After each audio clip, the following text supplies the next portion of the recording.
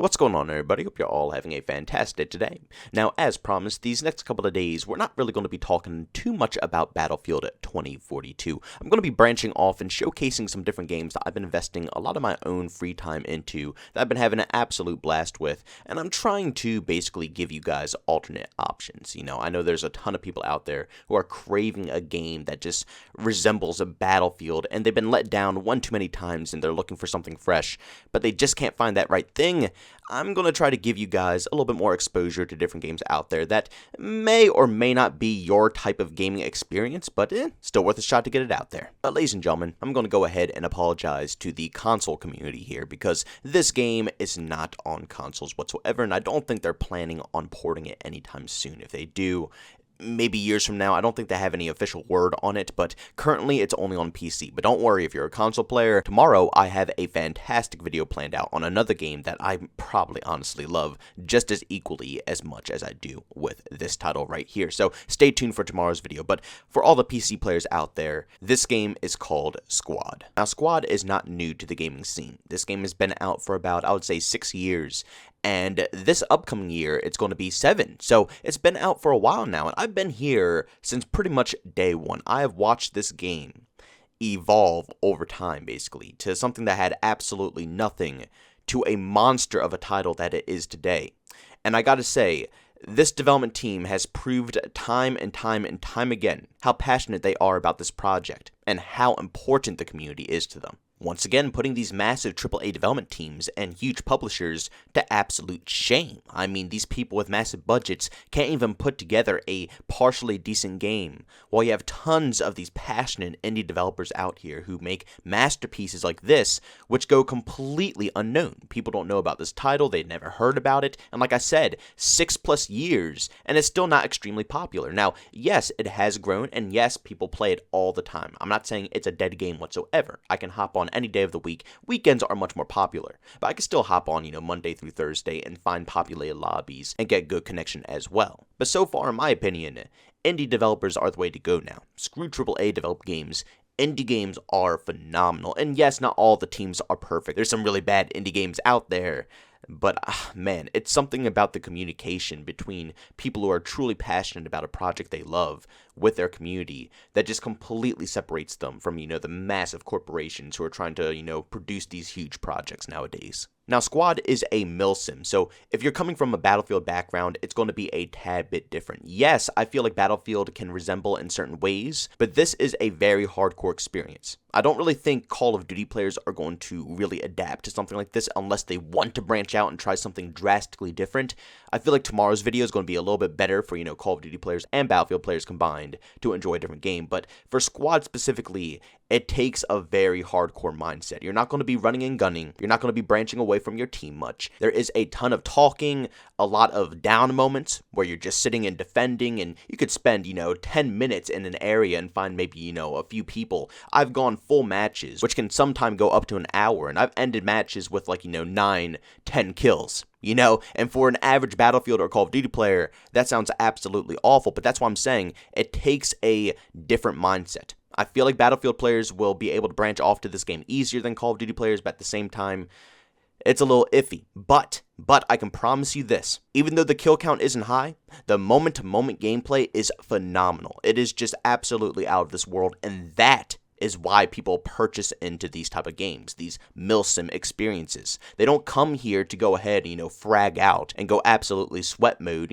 snorting lines of G Fuel 24/7. No, it's a much more relaxed environment. People are much more chill, but even with how relaxed the community is, it doesn't take away from the, like I said, moment-to-moment gameplay, the adrenaline rush that this game provides to the players. There's a very few games out there that can, really imitate the rush that you get when you get into a battle in a game like Squad, or when you're with a squad of players in a transport vehicle traveling along trying to get to an objective, and then you get absolutely ambushed, hit by a rocket, bullets start flying across, suppression kicks in, so your screen starts flashing and getting black at moments, and, everything gets extremely hectic, your squad is screaming, they're trying to, communicate, figure out where the enemies are coming from, where they're firing at, and also, the map layout of this game is phenomenal as well, very realistic, and like I said, if you are more of an arcadey style player, it's not going to be too fantastic for you because you are going to get shot in the most random locations you will ever imagine. Like I said, it's all about the realism here when it comes to Squad. It's supposed to make you feel like you're in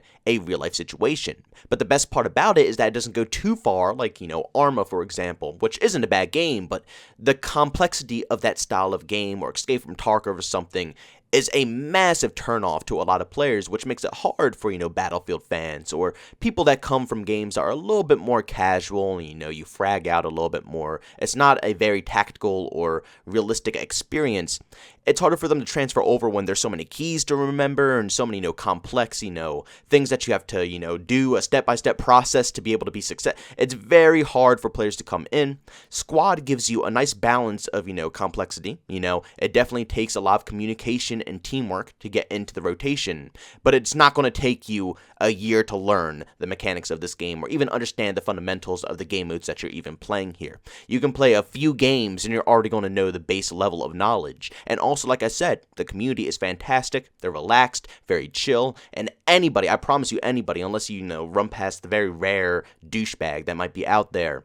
But in my current experience, every single time I log in, I just meet nothing but fantastic people who are willing to teach you every last bit of information that you might possibly need to be successful or understand the ways of Squad. And the most important reason on why I'm going ahead and making another video about Squad, because I have made more videos about this in the past. I've used gameplay for Squad in previous videos talking about Battlefield, but I just want to change up the gameplay in the background.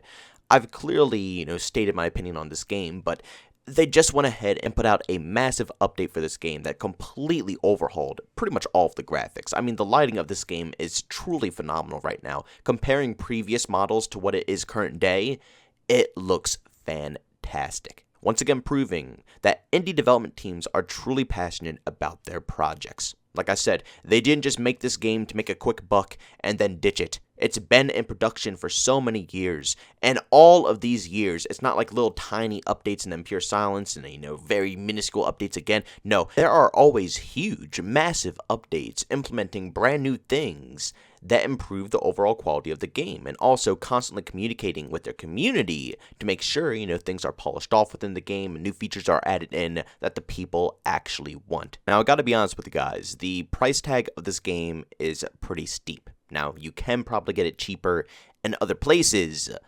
but right now, if you go on Steam to go ahead and get this game, it is $50. Yeah, I know, that's pretty darn pricey, and you can compare that price tag to AAA games, which are like $60+, but to be completely honest with you guys, this game, I have full faith in. I think that the price tag is honestly worth it with all the progress they've made on the game and, getting it into full release. And also at the same time, every play session I have in this game is 2 to 3 times longer than any play session in Battlefield 2042. And like I said, I've been playing this game for years. Pretty much when this game launched is when I went ahead and purchased it.